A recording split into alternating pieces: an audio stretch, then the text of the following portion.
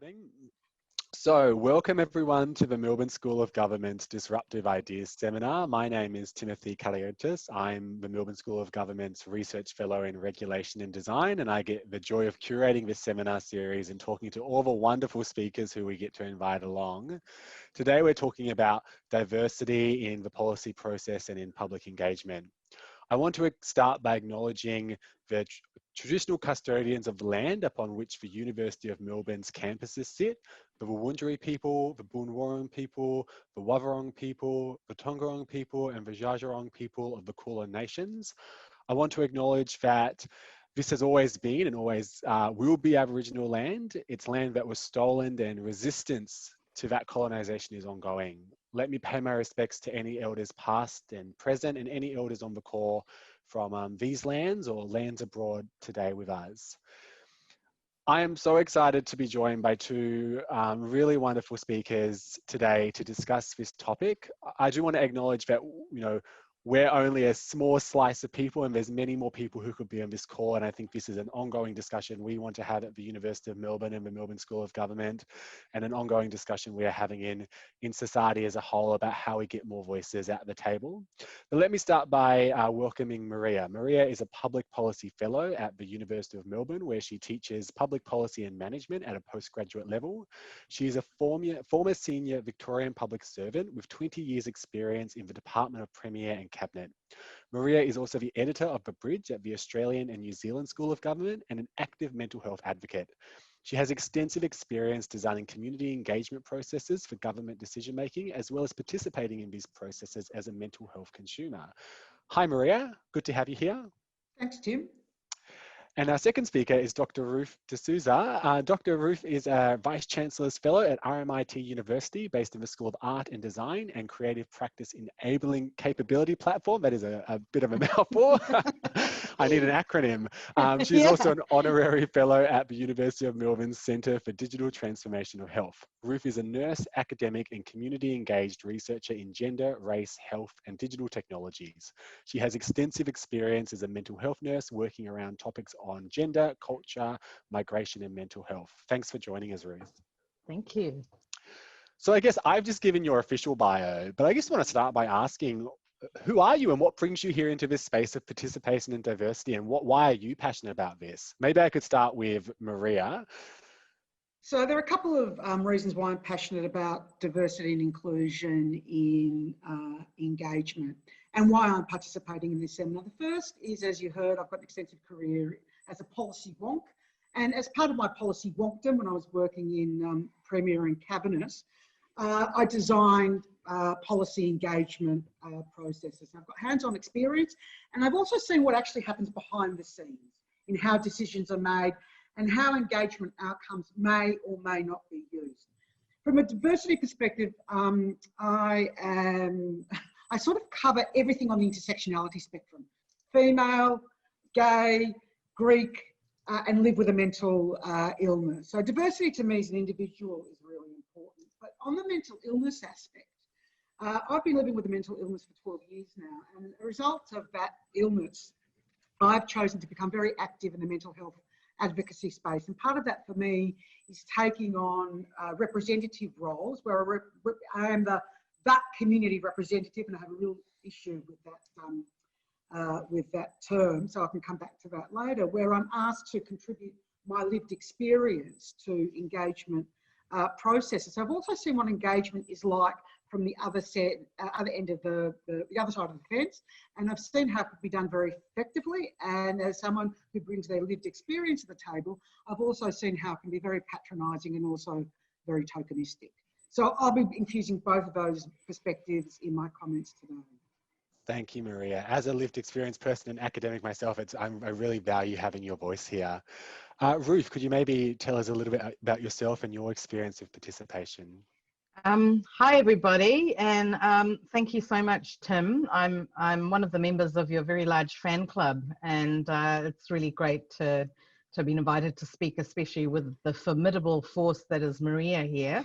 I just want to acknowledge that I'm located here on the lands of the Yaluk Bullock of the Boon Wurrung language group. So I'm here at Western Port, and I'm looking at the port at the moment on this very blustery day. And just also want to add to what you said, Tim, about pay my respects to Aboriginal and Torres Strait Islander people who might be listening to this webinar that we're having. Before we talk about diversity, I also want to acknowledge that there's always been diversity here prior to settlement and migration. So, you know, this diversity conversation has a larger, longer historical kind of context. How I came to community engagement, I think there's several aspects to this question. Maria, you thought I'd be all shy and quiet, but instead I'm just going to speak the whole time. Hey, just kidding.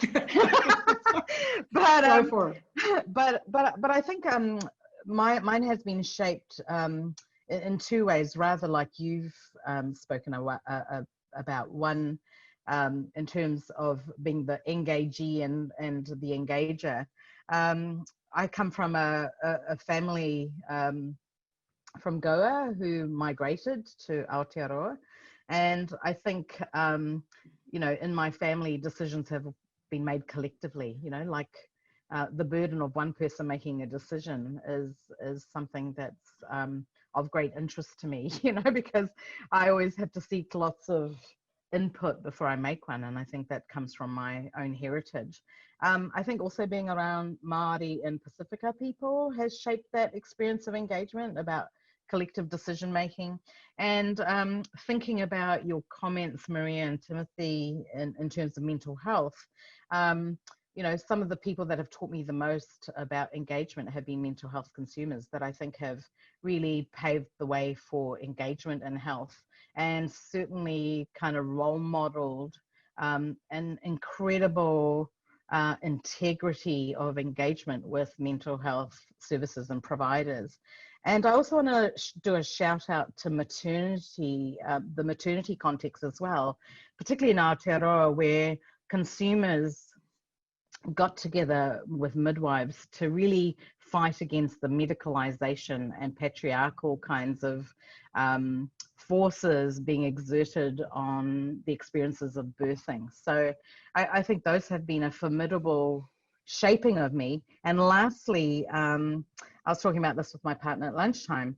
I've been based in community health, where I think there's an acknowledgement that there's a different kind of ethical relationship to decision making. So you might get input from providers, but actually the person living with illness or with the lived experience is the one that has to bear the consequences and do all the work of whatever decisions are made. So I think for me, those are really important factors that have shaped how I engage. Plus, from a research point of view, just being really conscious that fly in, fly out researchers are not very cool, and that you know, Linda Tuhiwai-Smith talks about how research is a very extractive process. And so I'm really conscious about who's deciding what questions are, who decides how it's done, how important it is to the people concerned, and so on. So thank you, Tim, for the chance to kind of just paint a bit of a picture about those influences. Thank you both. I feel really privileged to be here hearing from two really unique but also intersecting perspectives, and I think that's going to be really powerful. I want to start with what might seem like a really simple question, and Maria and Ruth spoke with me on Tuesday, and we kind of thought that this would be a good starting point about why should we engage? Because I guess for many of us on the call, we just assume it's a good thing, but it's probably good to actually dig a bit deeper and think about what it actually means to see engagement as a good thing that we should be doing. So maybe I could start with you, Maria. Why should we do engagement? So there are multiple perspectives, I think, to this question about why engagement. At a societal level, I think it's a fundamental principle of living in a democracy, that citizens should have the opportunity to exercise their voices and their experience in decisions that affect them. Citizens will do that every 4 years in Victoria when it comes to the ballot box. But there are other opportunities, and we just shouldn't think about citizen participation as being something that happens every 4 years at the ballot box. Engagement will also bring and this goes to the heart of why we're talking about today, engagement will also bring diversity. It'll bring a diversity of experiences. It'll bring a diversity of voices to issues that may be privileged in the hands of a certain cohort, if you like, within government, who will look at an issue through a fairly, monodimensional perspective. So there are the sort of like the outward facing about why engage. Inside of government though, so when you're sitting, behind it in your designing processes, yes, you do have those noble, and I'm not being denigrating when I say that, you do have those noble outcomes in mind, but there are also tactical ones, which is about how, why do we, let's go back a step and say, why do we engage? We engage either to inform people, or we engage to seek people's views on decisions that affect them. So we want to get buy-in when it actually comes to that decision-making process. And finally, I think it's about the question about expertise. Government doesn't have all the knowledge. It doesn't have the answers to every single solution. So they say that the smartest people don't work for you. So how can we access ideas? How can we access knowledge? And also, how can we access, this is the issue that I'm very passionate about, how do we access lived experience and make use of that lived experience, particularly when we're talking about sort of like service delivery decisions, whether it be in mental health, whether it be in justice, whether it be in family violence, and value that just as much as we value the policy wonton knowledge that's brought to bear on an issue as well. Thank you for that, Maria. I think it's really powerful to think about going beyond just voting at the ballot box. And Ruth, how does this link in with your perspective and experience in that health system?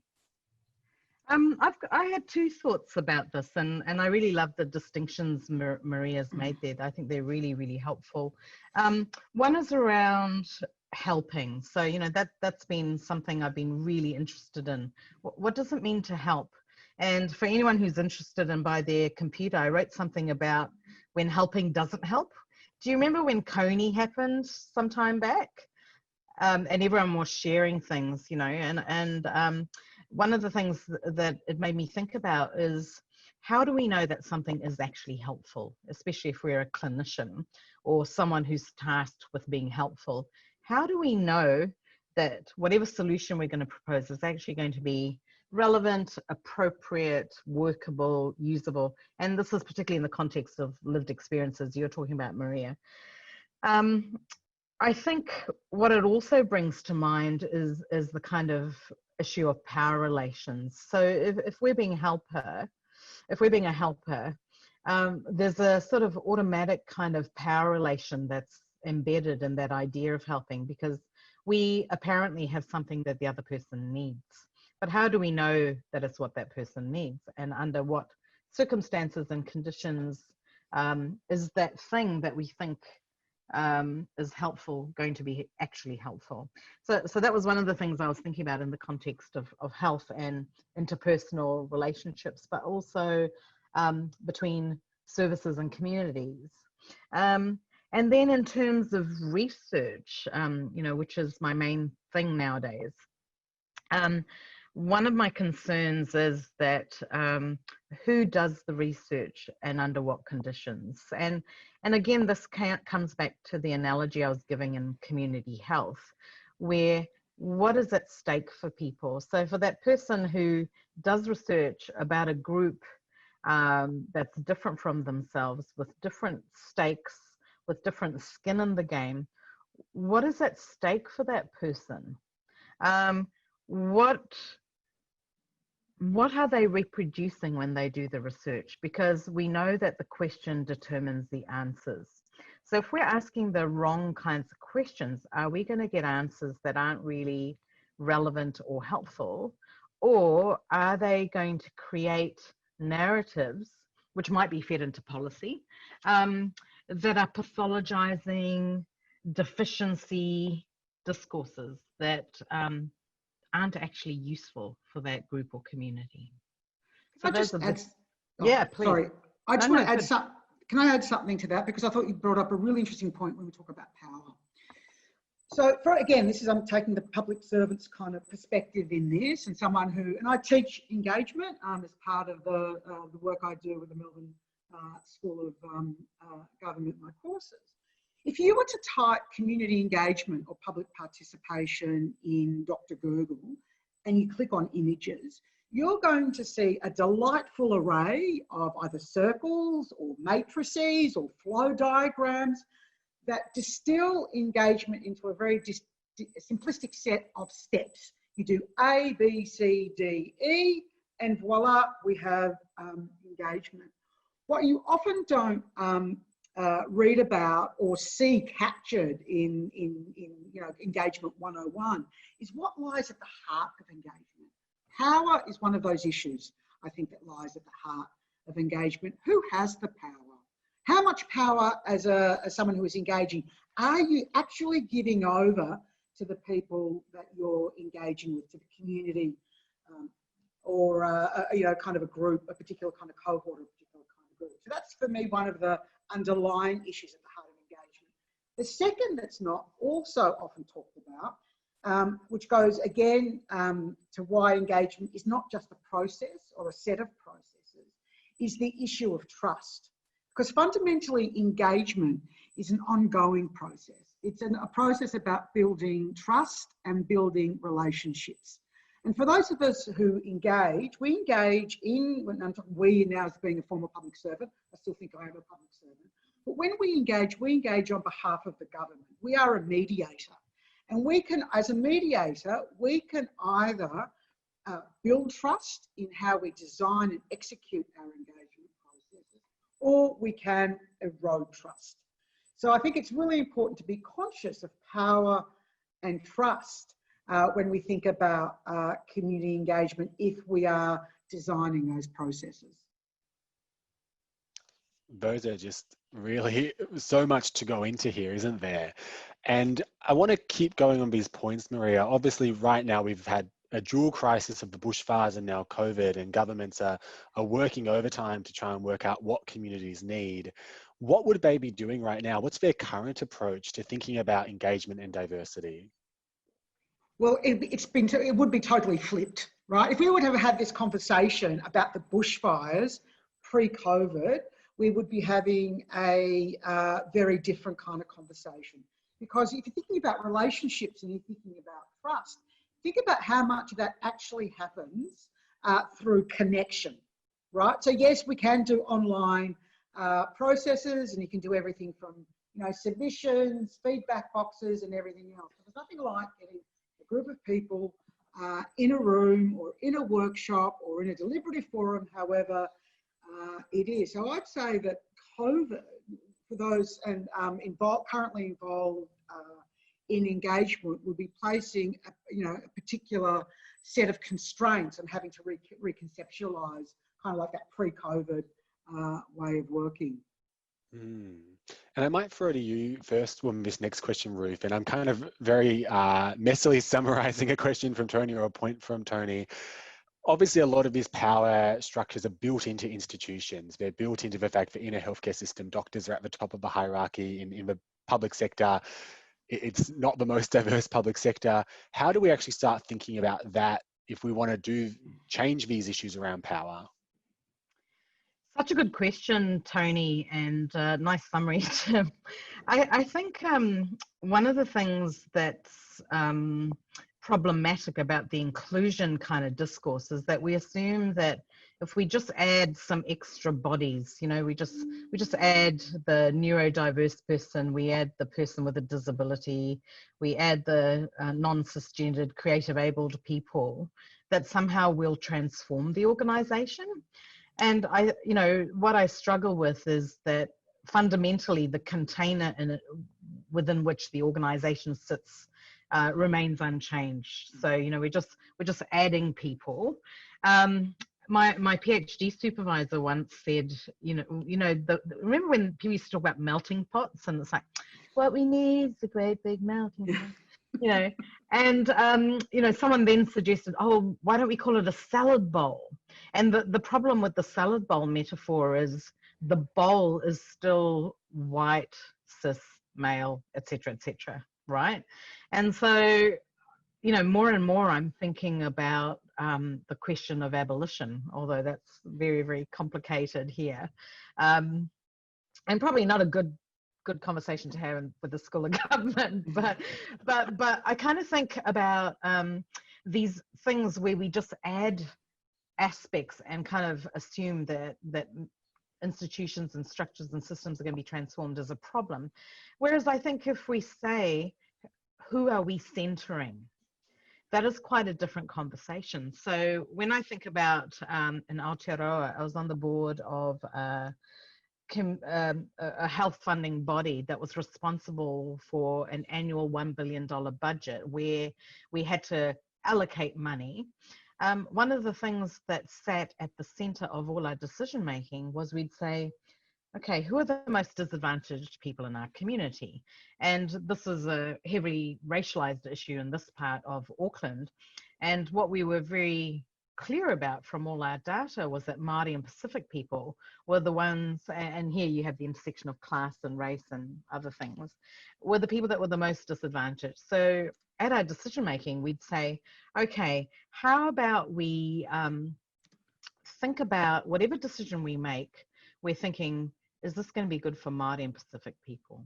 Because then that rising tide will lift all the boats. If we've got them at the center of what we're doing, then, you know, it will have benefits for people who are more resourced. So I think, you know, that's a couple of thoughts I have on that question. Maria, did you have thoughts on this as well about how we, especially in the public sector, and I think the other point that Tony made is it's about actually, I think it was acknowledging that different people and diverse people might not actually get to those roles the same as other people, and how we might address that issue as well. So I think there are two aspects. Yeah. Oh, go. No, you go on. So there are two aspects to that question, which is how can we make the public sector more diverse? And I think we need a separate session on that, Tim, because I agree. You just have to look at the data. The Victorian Public Sector Commission in Victoria produces a report that talks about diversity in the public sector, and particularly as you go into the more senior echelons of the public sector, think about the current cohort of secretaries. Yes, we're just addressing gender essentially, but go down into deputy secretary, then start to think about people of colour. For example, think about other diversity cohorts. We're not necessarily seeing that in the public sector. So I think that's a great point, but I think it warrants further discussion. I'm with Ruth on the kind of notion about, let's do a session for Aboriginal Victoria. So we get all the Aboriginal people together. Let's have a session for, multicultural faith-based communities. Let's have a session for LGBTIQ+. And in my mind, that's actually kind of perpetuating this notion of segregation to a certain extent. When we do those kind of consultations, it's like with like, where, if you really want to get that diversity, how do we mix that up and get those different kind of perspectives rather than thinking in these kind of particular silos? Kind of like that's where I disagree with you, though. Do you? That's where I would disagree with you, because there are the same voices that dominate those kind of settings if you mix them up. Who's going to be the first person that asks a question in a mixed group? Yeah, but I would suggest you want complementarity with that. That would from a policy perspective and having seen it, because you're still going to get the loudest voices.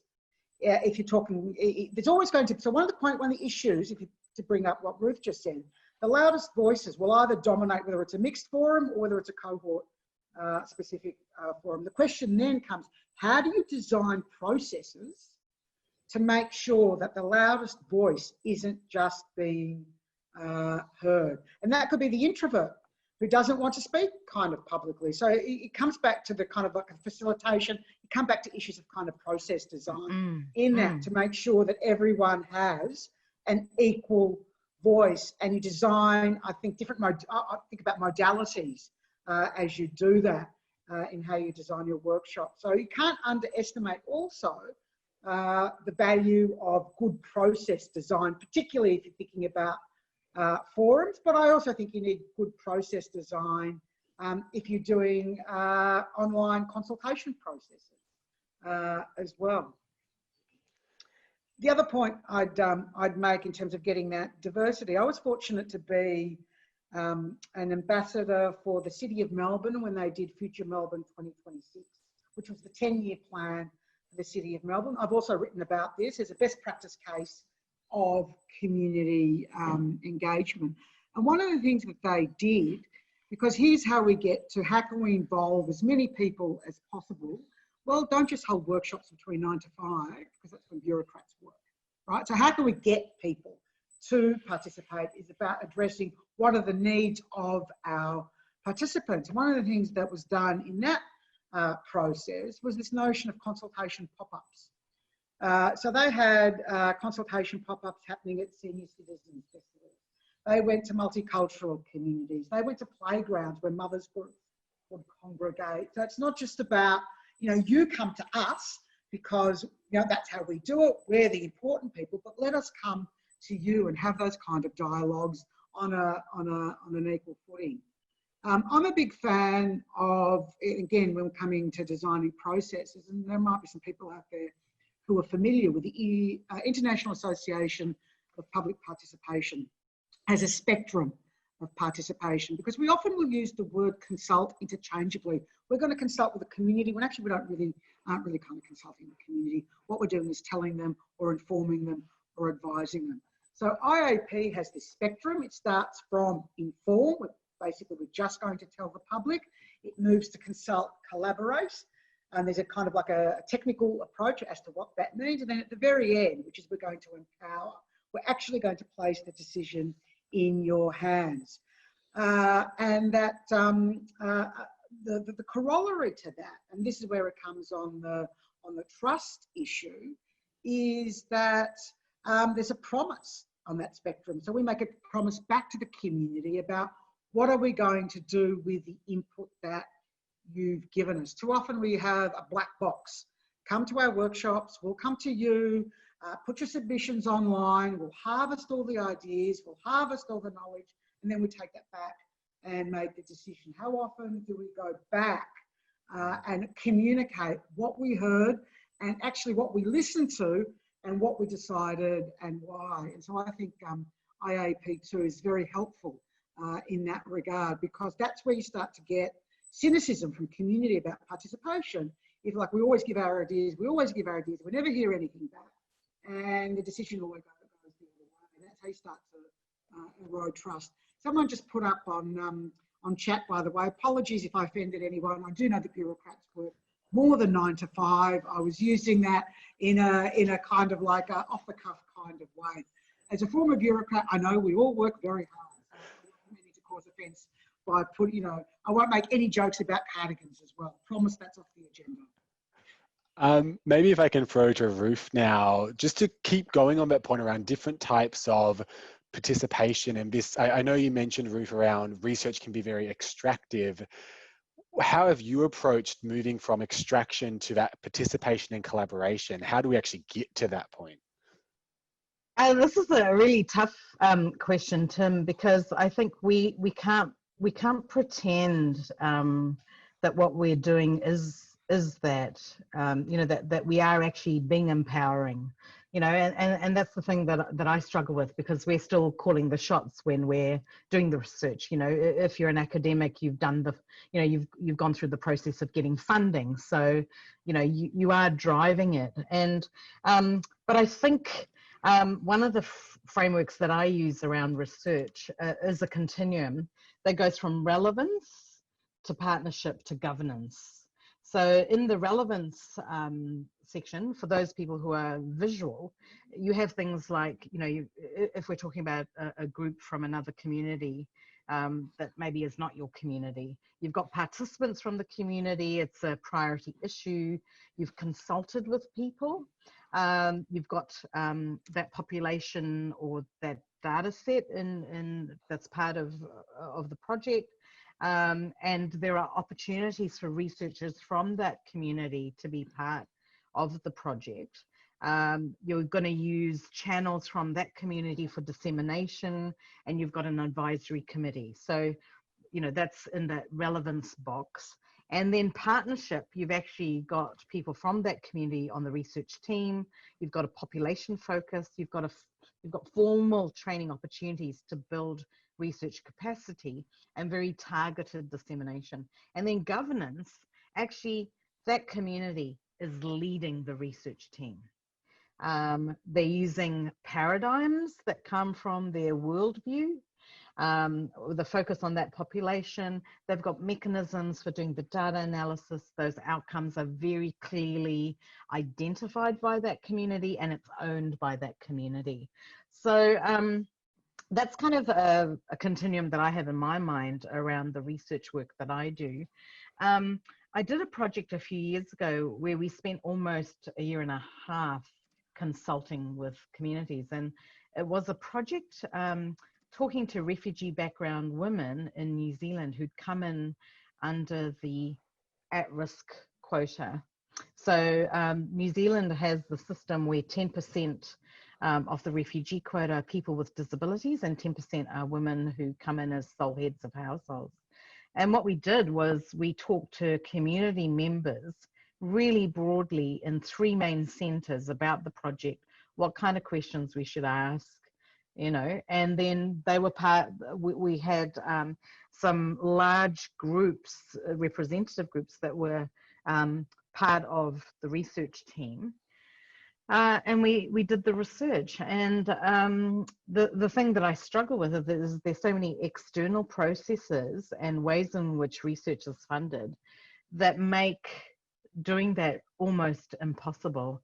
And so I find a real difference in Australia where and how funding happens and the kind of short turnarounds that mean it's quite tricky trying to do that, because also there's less of a collective understanding of community engaged research. No, I shouldn't say that because then I'll get in trouble. But a different kind of paradigm for what community engaged research looks like.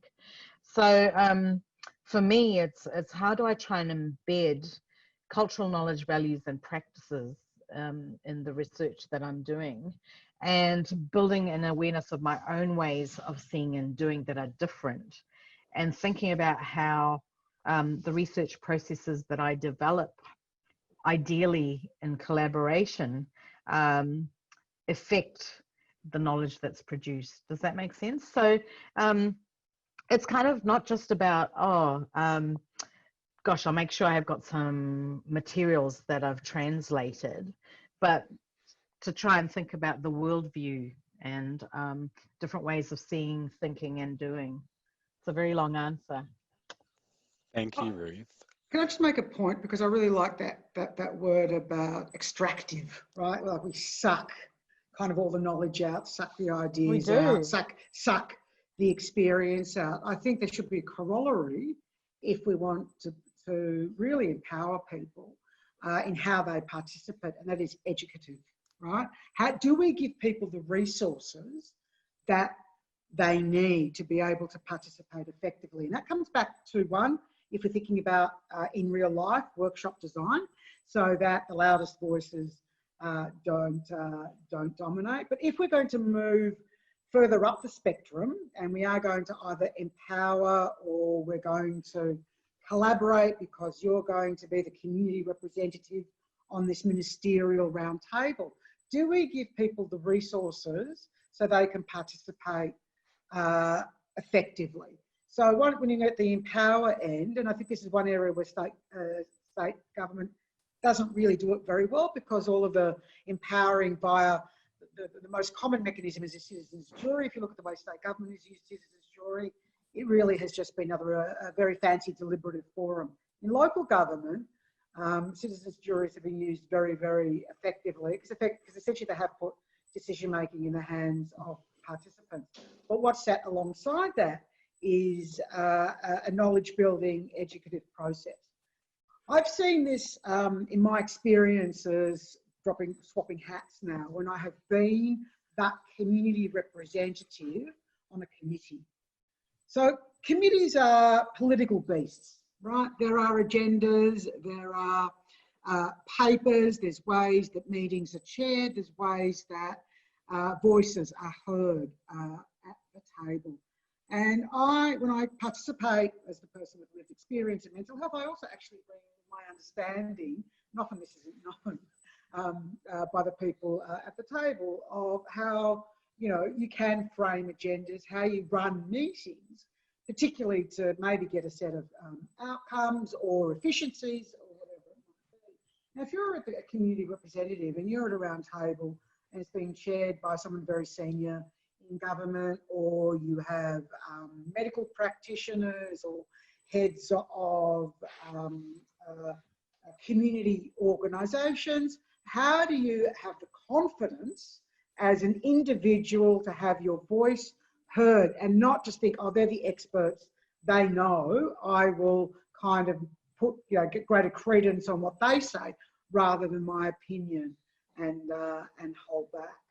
So I think that there is a role to be played by those organisations that invite community representatives onto their committees to provide, I guess, some background training, if you like, and how governance works and how those environments work as well. So you're not just the tokenistic person. I've experienced that.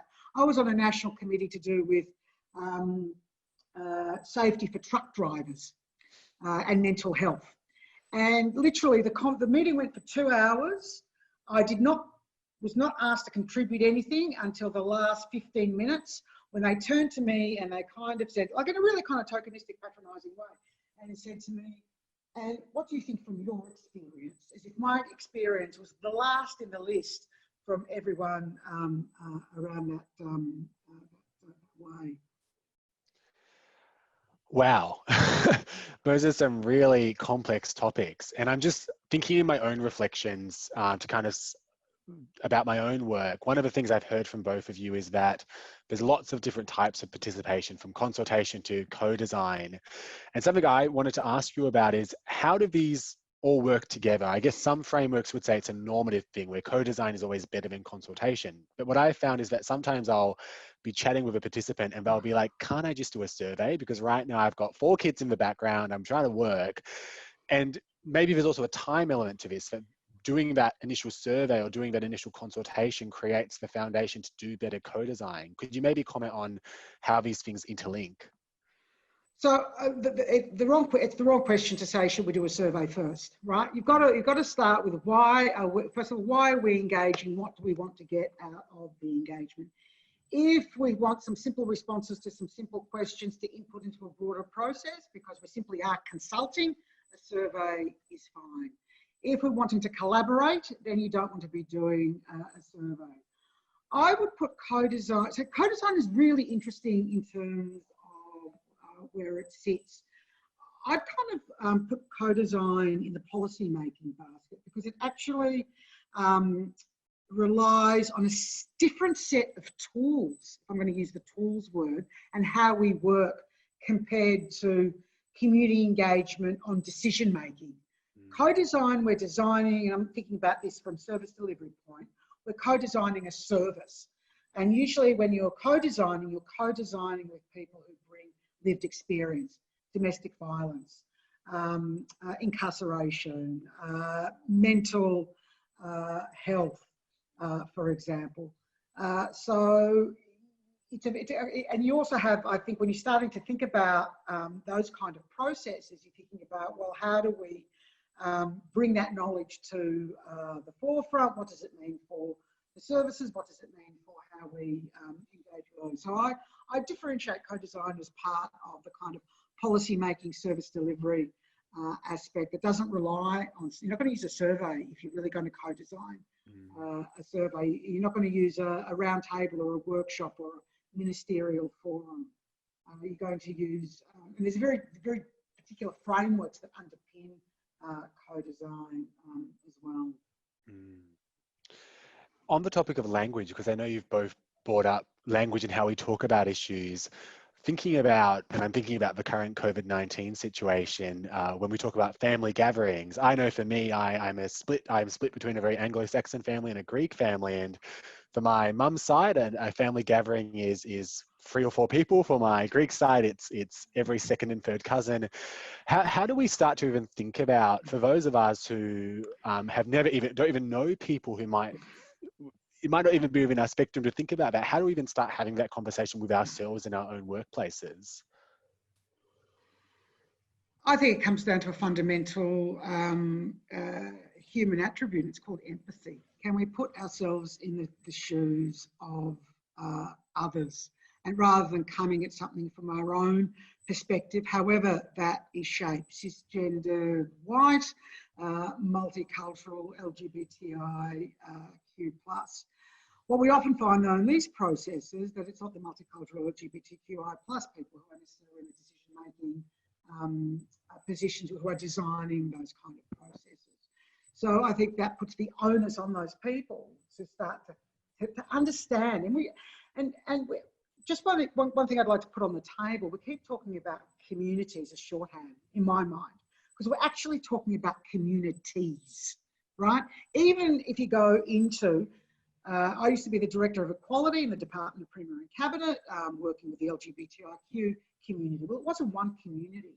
It was a cohort, if you like, of communities. So you need to start to understand what the needs of individual communities are, what their issues are, go in it from, educate yourself. If we're thinking about participants being, educating participants and, engage with being an educative process and not an extractive process, there's also an onus on those who are designing the processes to be educative as well and understand the perspectives of others. Ruth, do you have any other thoughts on these topics? Well, there's certainly a lot to think about. And for me, I think it's that acknowledgement that there are different ways of living, and there are different ways in which things that appear universal affect different kinds of bodies differently. So, when I think about COVID-19, for me, it's been a very racialized kinds of experience, because what we've seen is that so many essential workers have been from Black, Indigenous, people of colour communities, and have also been most exposed, people that provide all those essential services. And then some of those people that are providing essential services have also been the people that have been most targeted in xenophobic and discriminatory kinds of actions. So we've seen that with Chinese doctors and nurses and health professionals, international students. So I think for me, that's kind of happening around the same time as the Black Lives Matter deaths in custody protests have really brought the issues of race into focus, and in a powerful way that I think many of us who've been working in this space have been trying to intervene. I feel like I've been doing work around institutional racism for nearly 30 years or more. And I think there's an incredible opportunity at the moment to think about how our institutions and our organizations create space for people, and not in an additive way, but in a more centering kind of way, where we think about who's being most affected by this crisis.